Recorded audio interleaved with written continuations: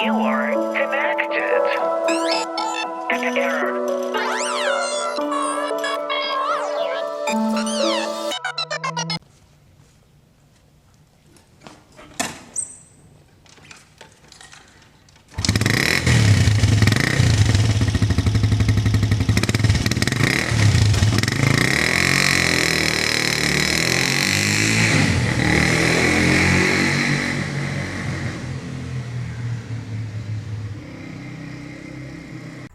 Holy caroli, it's humid beyond belief. Absolutely wicked humid here. Today is May the 4th, which is the first day of what I'm going to call MCO lite. That's Movement Control Order Lite. I understand, I'm not sure. It's hard to get all the information you need. My understanding is that we are now allowed out, providing we practice social distancing outside, so we can go to restaurants, but only restaurants that are set up for social distancing. And we can gather, but we can't gather in groups of more than 10. We can go out to parks, jogging and stuff like that, although I've noticed some of the parks aren't open. You can go jogging if you can find a park that's open. I've come here because I think realistically, I could have come here any time during this MCO and it wouldn't have been a problem. It's like nobody ever comes here. Nobody even knows it's here. This is but 2 minutes from my house by motorbike.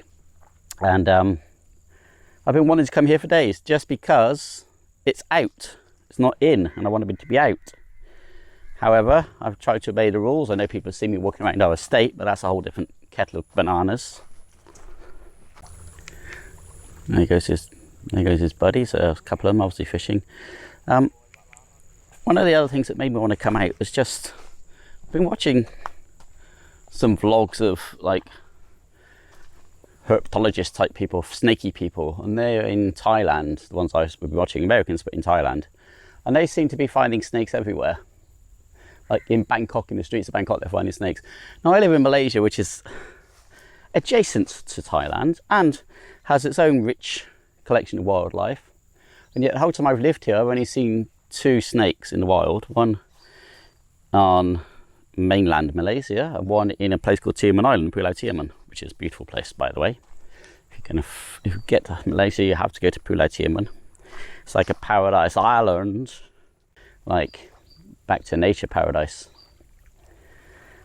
And there I saw a python curled up on a tree waiting for something to fly below it, because it was just above a river waiting for whatever might turn up. And I thought, well, I should be able to spot snakes, but I don't think I can. I don't think I've got the eye. I don't think I know what I'm looking for really. I used to keep snakes when we were back in the UK. We had 3 snakes at one stage. We had a corn snake, which is American, we had a boa constrictor, which is beautiful, and we had a carpet python, which is Australian and evil, used to bite all the time. Black and yellow beauty, but very, very bitey. So one snake that I always used to see Steve Irwin getting bitten by. They're very aggressive things. So anyway, I just thought I'd come out, get some outside air, give us all a change of bloody scenery, because where I was, it was just fairly miserable.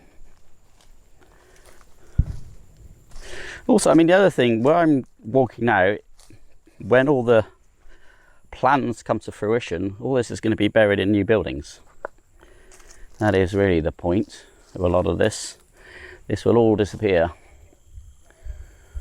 I know that one place you find snakes is under things, but I'm not about to go lifting stones and stuff.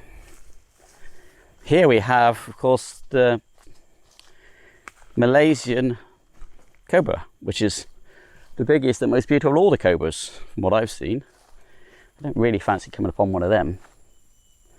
That might be a bit too much of excitement in my life for one day. Check out the floor.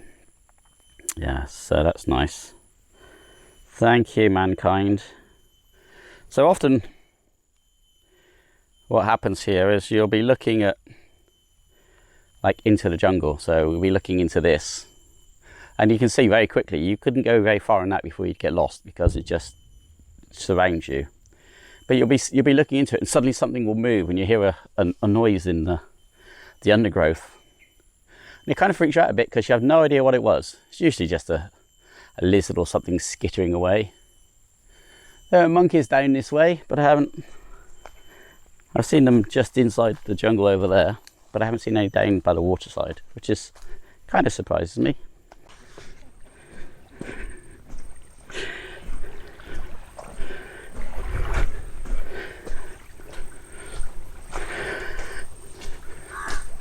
So you see, this is a mangrove swamp, beautiful mangrove swamp.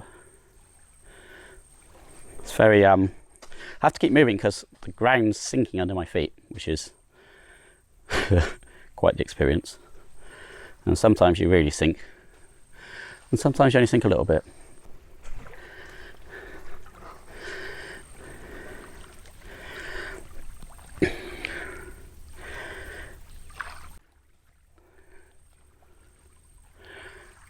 As you can see, it's so peaceful down here, so beautiful.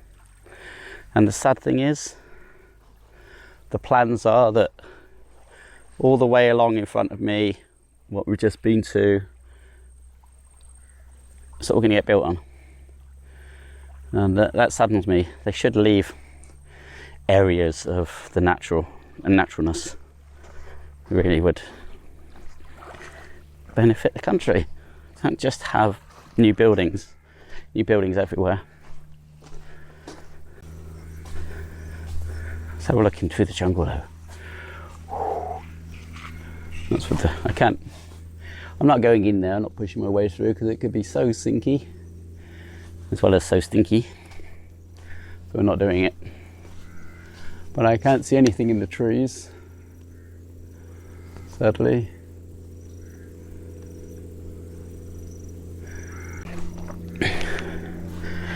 But anyway, I feel like life has resumed a little bit, you know. The fact that you can go outside, providing you're sensible, that's a massive change. Because even though we benefit from the MCO because we don't have to leave Malaysia, which is like super important to us because we love it here. As what's the famous saying? It's a gilded cage. That's what it becomes, you know. You're trapped in, it becomes a gilded cage. Doesn't matter how attractive it is, you're trapped there. Now I've taken you down this area before. So that area in front of us is Putri Cove and Putri Harbour. Again, this is all new, all built in the last 10 years. And on the end there, you see the flat thing, that's ferry port, small ferries that go off to places like, I think, Batam, Indonesia.